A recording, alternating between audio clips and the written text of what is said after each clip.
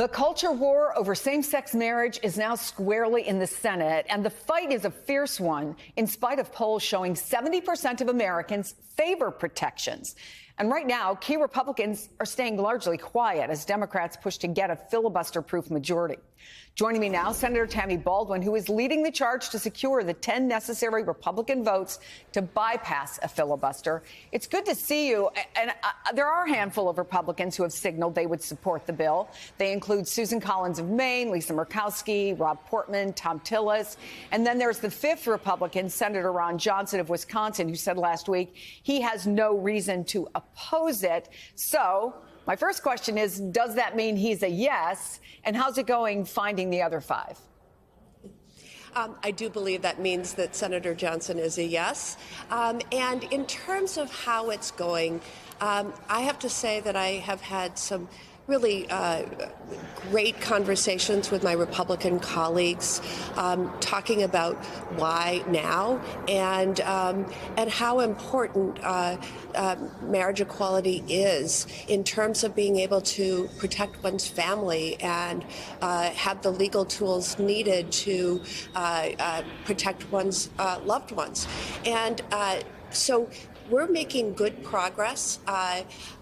Most of the people that I am talking to do not want their inclinations made public, if you will. But I think we're very close to having a filibuster-proof majority. So let me play then what we have heard publicly from some Republicans so far. I'm looking at the bill and probably will.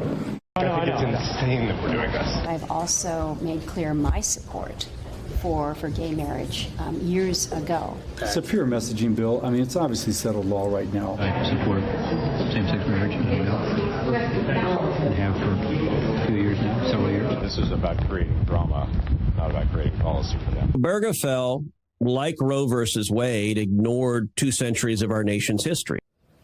I think, you've got some clear no's, you've got some clear yeses. When you talk to people who are on the fence, and as you say, they don't want to necessarily be public about it, so I'm not asking you to name names.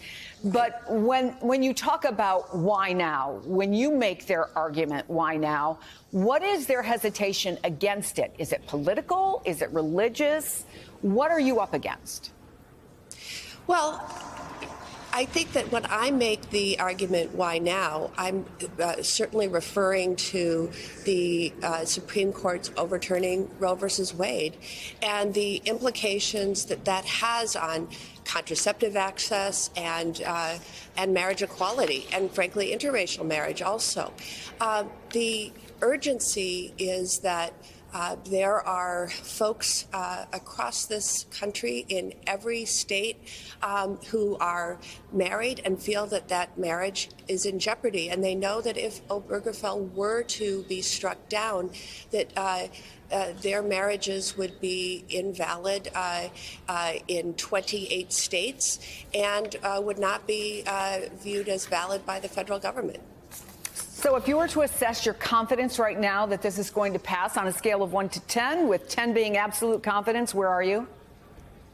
I'm at an 8 or 9. Okay. Well, that's